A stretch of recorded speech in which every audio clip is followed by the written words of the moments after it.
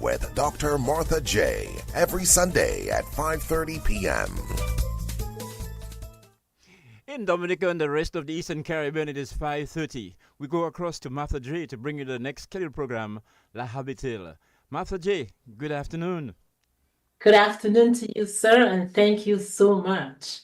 Welcome, everyone, to another episode of La Habitille, Habits That Count. It's a place where we examine issues and concerns, and we identify practices or habits that we can implement to fix them. I am your host, Dr. Martha J., and I want to say thank you so much for your listen, whether you are listening via the diaspora or you are listening on YouTube Live, Facebook, or TuneIn. I want to say to you, thank you so much for your listen. La Habitille is brought to you today compliments of Hilltop Renovations in St. Thomas, Leonard Taxi Services also in St. Thomas, Rainbow Constructions in Dominica, and Budding Writers Academy. Thank you for your sponsors. Today, if you are listening and you want to call locally, the number to call is 448-3284 or 1-800-327.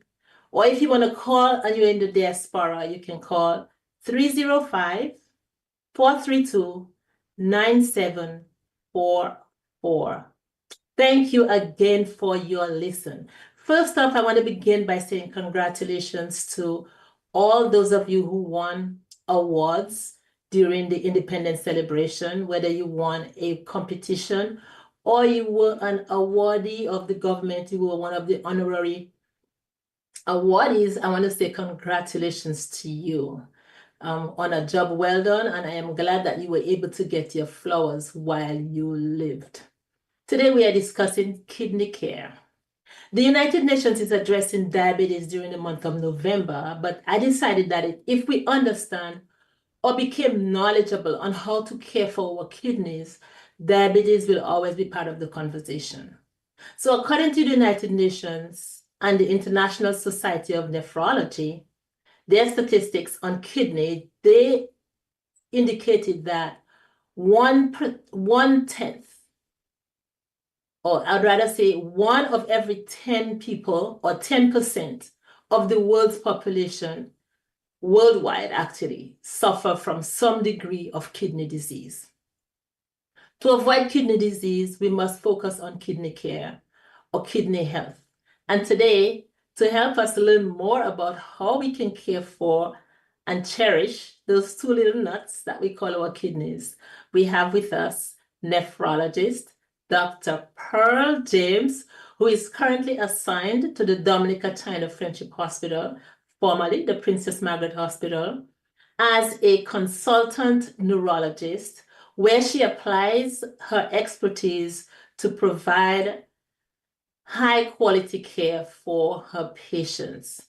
Dr. James is from Dallas, and it makes me very proud to be able to just sit across from her, since I experienced her as an elementary school learner, a young learner, and she has morphed into a person who is now impacting our society positively. And as a teacher, as an educator, it always makes us very proud to see our students become people who can impact our society positively. So, Dr. James, I would like you to introduce yourself to the listening public. Good evening, and thanks for having me on such important program this afternoon. It's my pleasure being here, I must say. I am Dr. Pearl James from the best community in Dominica, that's Dallas. I know a lot of people might be hating on that, but it is a fact. I am very, very happy to say, coming from such a community very welcoming, a family that is very loving and caring as well. First of all started my educational phase at the Daly's Primary School. From here, I moved on to the Convent High School where I graduated. And further on, I went on into nursing and then where I continued my milestone and currently a consultant as a nephrologist at the Dominica China Friendship Hospital. Thank you so much. What I want to ask you is why nephrology? This is such a rare specialty. What motivated you? What inspired you to choose nephrology? Honestly, it started from within the home setting. I grew up in a family, a very large family, where love has always been and is unconditional.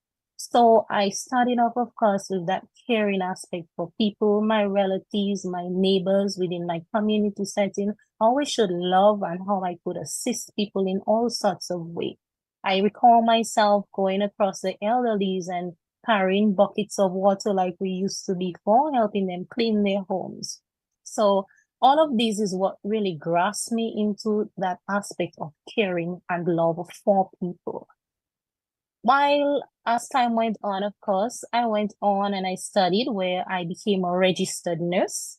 So this had me even more involved in the management and care of people. But it didn't stop from there.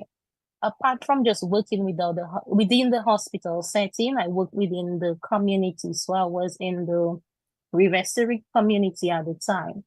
And then the opportunity arose where I was, encouraged to go into the field of medicine because I believe the people saw the potential in me and I believe that I had that potential as well. So I went on and I did medicine. I graduated as a general practitioner.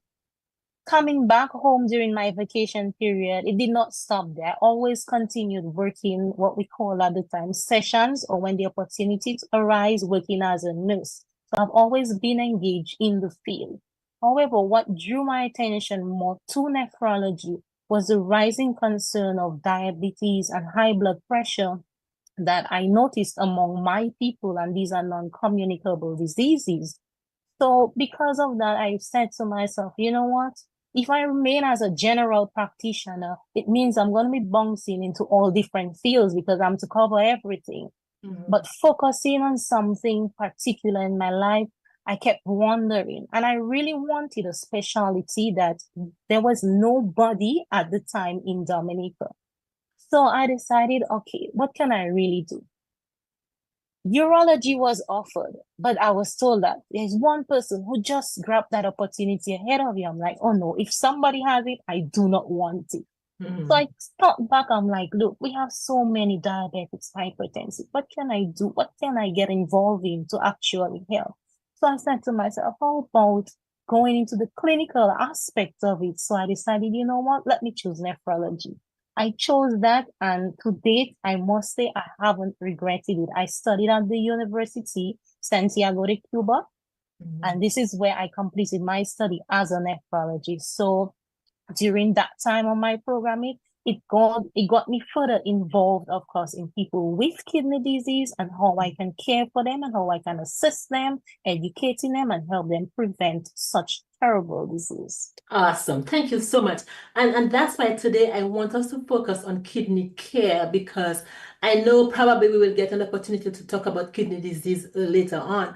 But kidney care, because so often we find that people just find out that, oops, I have kidney disease. We want to begin by asking, what is the function? Why is the kidney so important? What's the function of the kidney? The kidneys are super, super important in its function, of course. And this is because it is one of the organism, or some of us have two, but you can live with one kidney. Of course, it can be a congenital. So if you have one, you can live with that one. And the important function that it has is one, filtering blood. Now, what it does is that it removes waste products or the toxins within our body and our blood in the form of urine. So the local term that we know, pee, of course. All right. So that is one of the ways. So we get excess toxins and water itself or fluid out of the body. Also, the kidney has a function of regulating electrolytes. So these are things such as potassium, the calcium, and the sodium within our body. It also maintains healthy bones. What happens with the kidney is that it produces in the active form of vitamin D, so that will help us to have strong bones. Not forgetting as well the production of hormones. These, of course, helps the blood pressure and the production of red blood cells, which is what is going to generate the organism or the individual to produce more red blood cells, so you could have a high hemoglobin or adequate blood level. Very importantly, it also maintains the acid, the base, so it keeps us balanced, basically. See, every time I thought of the kidney, I just thought of pee. And now I'm learning a lot more. Awesome. So if we know, see that the kidney is important for even our bone development, for our hemoglobin development, for our balance, for it's really, really vital. So I want to ask us, is it preventable? Is kidney disease preventable? What can we do then to prevent that if it is? Yes, kidney disease, it is preventable. In some cases, not all the time, because, well, further on, I will explain to you how, because if it is acute, sometimes some injury may happen, you could have an accident and it can arise from that, right? However, when we speak of preventing, we are more or less focusing on the chronic aspect. How can we prevent ourselves from having chronic kidney disease, of course? And it begins from the baseline of a healthy, balanced diet. So your meals should entail foods from all of the 6 food groups, all right? And we should also ensure that we eat what we grow. The more local stuffs that we can eat, the more local food production, the better it would be for us, because obviously it means you have less fertilizers and less other things added or chemicals added to the body, which are going to generate the kidney having more work to do. Also controlling our body weight, being overweight. This is something very, very important, because we are seeing the rise in obesity, and this is one of the underlying problems that can definitely lead to kidney failure, right? The importance of eating foods that are low in fat. All right, so because we do not want to have high cholesterols or high fatty substances in our body, because this is what itself is going to lead to the obesity, which is one of the predominating causes that can cause. All right. Importantly, and something that I will insist all the time to my patients, to everybody, is to remain hydrated. That is very, very important. Because most times people wait when they are sick or when they know they have the condition to think that is when they should consume all the necessary water. But no, it's the other way around. While you are healthy and you do not have the problem, you want to prevent it, you should ensure that you remain hydrated. So we encourage people to drink at least 5 to 6 glasses of 8 ounces of water, or even more, on a daily basis. When we say more, we don't mean that you should drink in excess of 13 and 14, because this is not right. Too much of everything is always a problem. Good for nothing. Exactly. And so we have to have it in an adequate amount, of course. Yeah. Before you continue, I'm glad you mentioned that, because I saw something that talked about the increase of kidney disease in the Caribbean was environmental. They're saying that because of the heat is increasing, and therefore we're having more people suffering from, because I was kind of like, okay, what is the heat has to do? But now that you're talking about us being thirsty, probably we want to wait until we are thirsty to drink water, because our heat index is rising. Then we have more people probably just staying there without water, and then we are having, so I can understand the correlation. Thank you so much. Good, thank you. Continue. Also, regular exercises, at least 30 minutes of physical activity on a daily basis. This may vary for some people based on other underlying conditions that they may have. So you would have to do it in a at a level that you are fit for based on your physician or your doctor, whatever they prescribe for you. All right. Also, you know what is very important? And I just love mentioning it. The fact, the use of over-the-counter medications. Yes. Yes. Particularly the NSAIDs, like the ibuprofen. So most times people have a little pain. They feel that, I can just go and buy anything and consume it. But remember, one of the functions the kidney have is to get rid of the waste and the toxins. And if we have too much of this in the body, this in itself can cause the kidney problem. So we need to be aware to avoid the unnecessary use of over-the-counter medications. Very importantly, to prevent that, reduce stress. Stress generates everything. What you can do is find some diversional therapy that would reduce your level of anxiety, whatever stress that you are going through. All right. It's also important whether you are hypertensive, meaning you have high blood pressure or not, to ensure that your blood pressure level is well controlled. Okay. Talking about blood pressure, you know what follows it, of course, the blood sugar level, diabetes. So it is indeed important to have our sugar levels very, very well controlled. And for sure, not forgetting the fact to visit your physician, visit your nephrologist, get routine evaluations of your kidney function, because it is always better to know that, hey, I don't have the disease. So prevention, of course, is always better than cure. Very good. We have a question.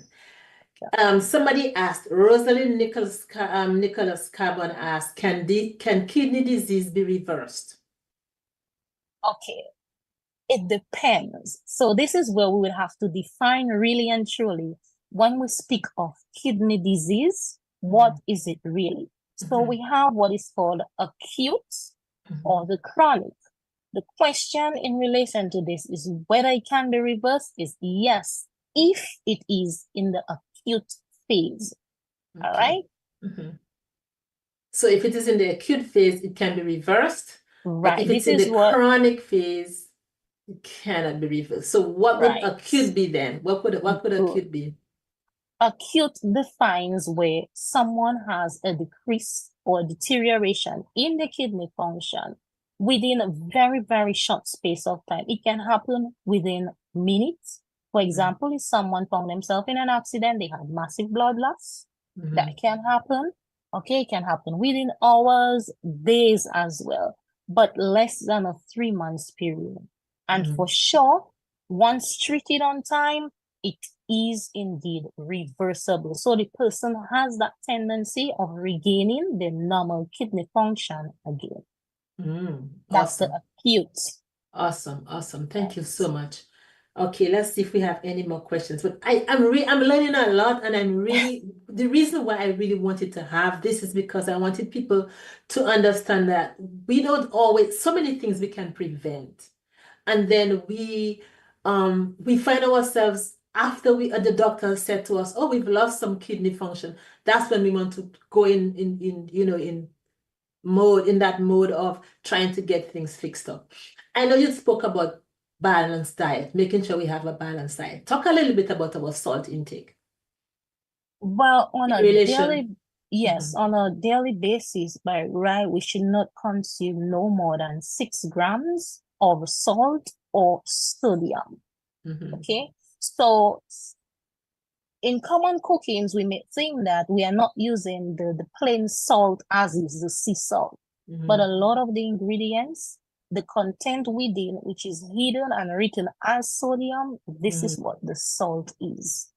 So this is something we need to minimize on our daily intake. Exactly, because of course the high salt content that goes with hypertension, and you're saying that hypertension can cause our kidneys to fall apart. Awesome. It is indeed one of the leading causes of kidney failure. Hypertension. Hypertension. Wow. And where does diabetes fall? Well, diabetes globally would be number one, followed by hypertension. Okay. So do you think, is it a problem? Do we, the world, International Society for Nephrology says 10% of people globally have some level of kidney disease. What would you say it is like for us, Caribbean or Dominica wise? Is that something that we can see that's comparable, or?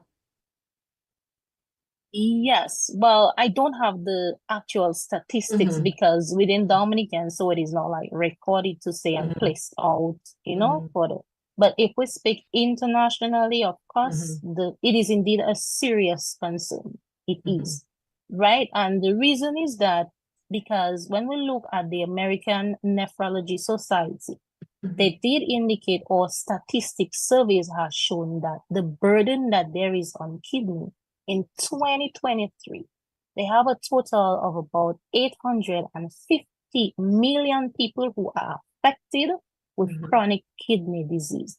And these include people of different ages, of course, the rates, and those who are at a more disadvantage, of course, they have a lower socioeconomic status.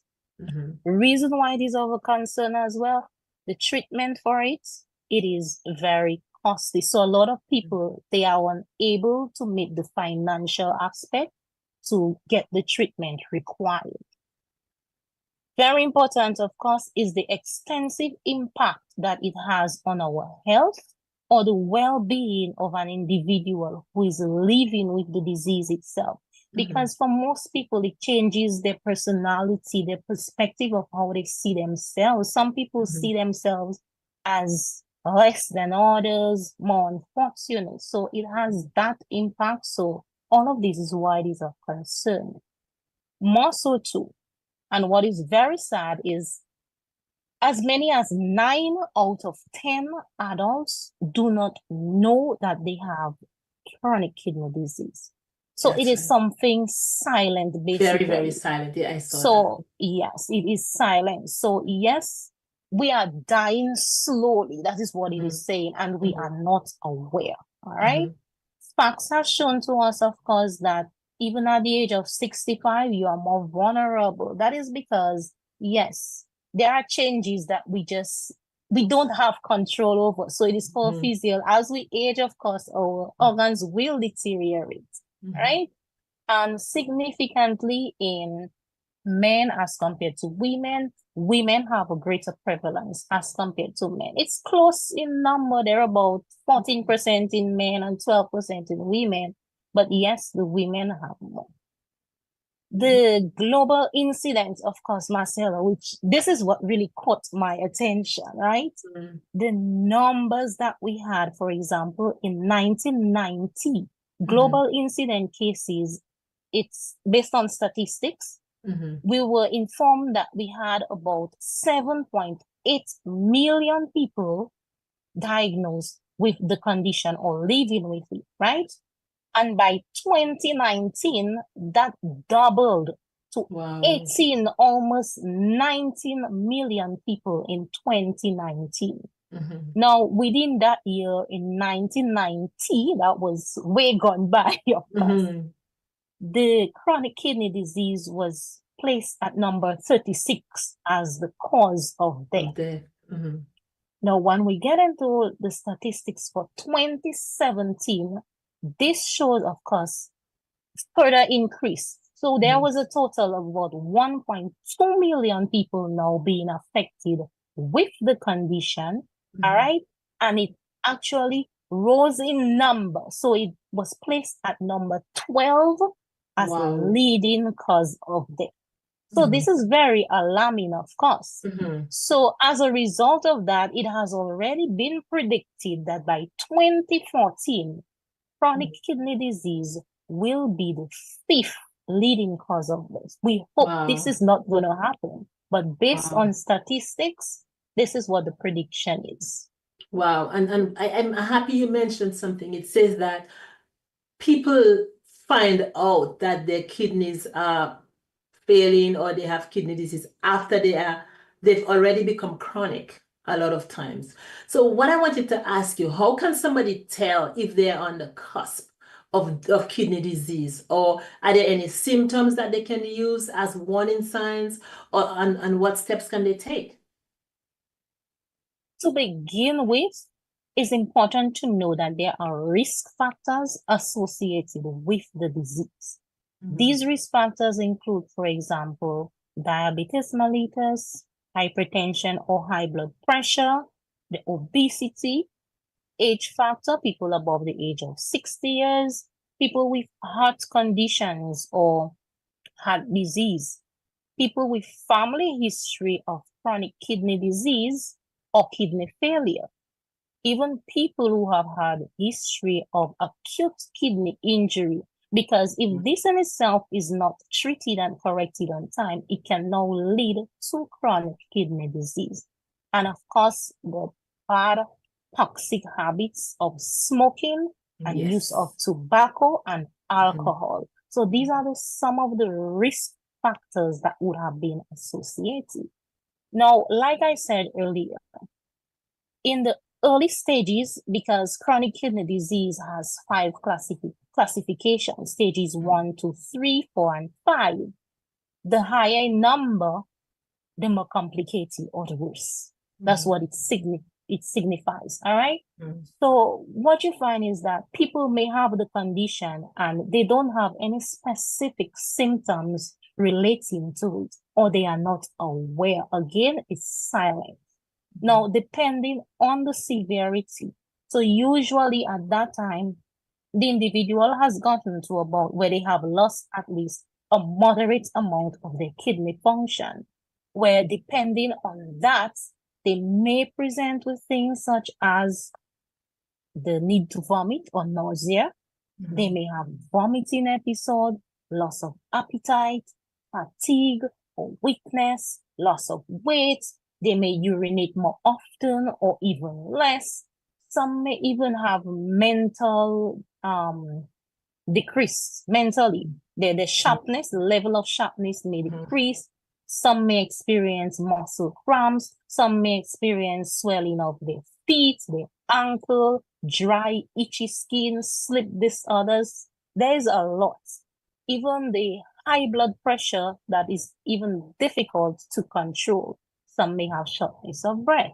And that is simply because there could be an accumulation of the liquid or the fluid in the body that is compromising other important organs. All right. So we have a few warning signs, which is definitely, of course, the high blood pressure, the blood or protein in the urine. So some people may see they have a foamy urine. It's like when you pour soap powder in a bucket and you shake it, this foamy aspect, right? And, doing basic lab tests. And so, yes, you may encounter.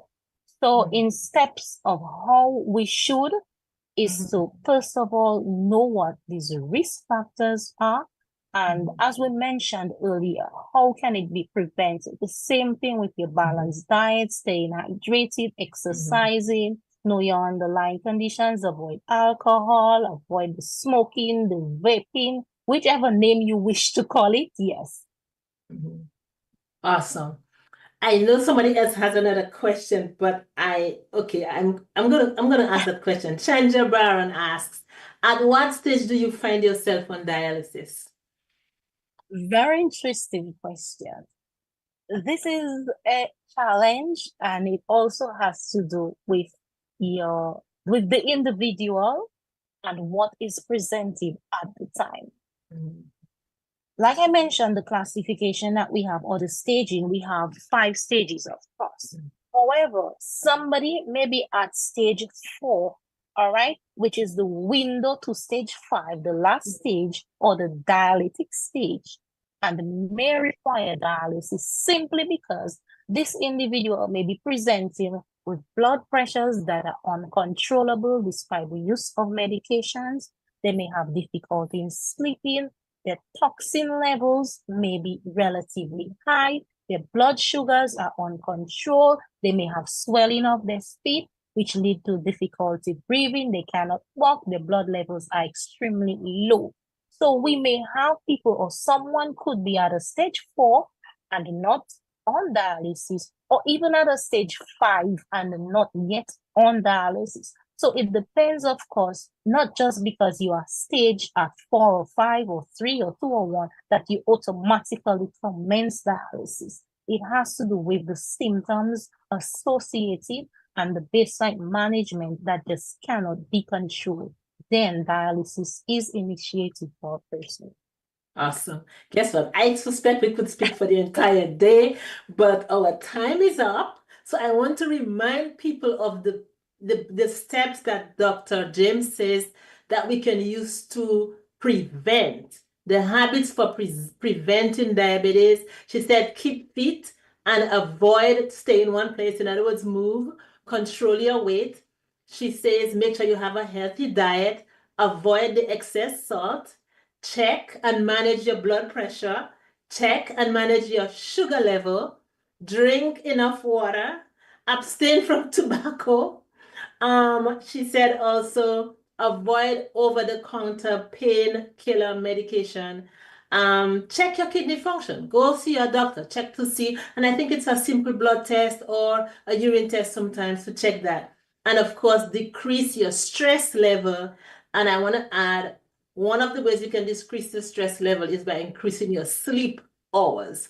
So thank you so much, Dr. James. I wanted to give you final thoughts because our time is up. Go ahead. Okay, so thanks again for having me. And the take-home message, of course, is how can you care and how can you prevent the disease?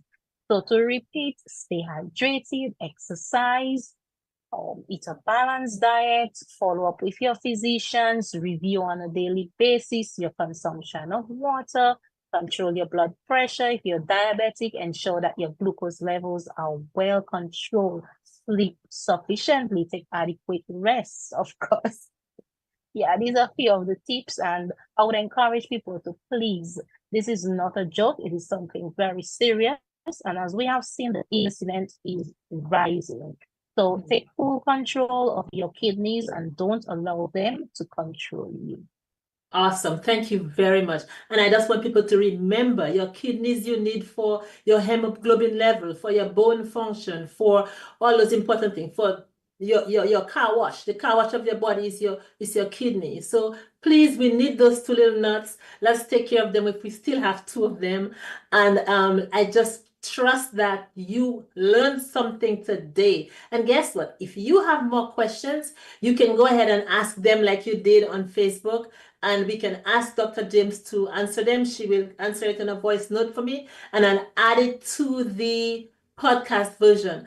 And if we have too many questions, we'll invite her back so we can talk more maybe about people who actually have the disease and how they can actually live a good quality of life. Because sometimes, as you said, because people find out they have kidney disease, they just go in that place where they don't matter. I know people who've lived with kidney disease for over 20 to 30 years because they were able to manage it well. So hopefully we can come back if people want and talk about how we can manage kidney disease if we have it.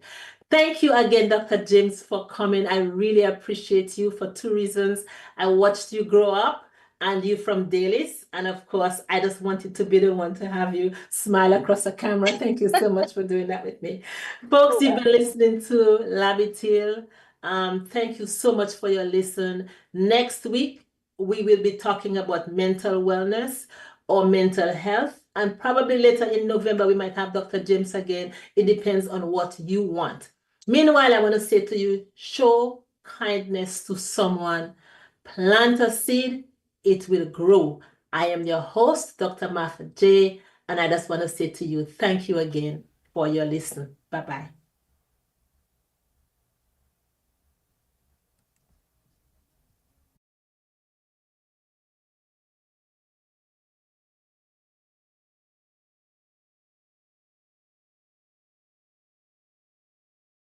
Help make our world a much better place. A message from the National Cultural Council and DBS Radio.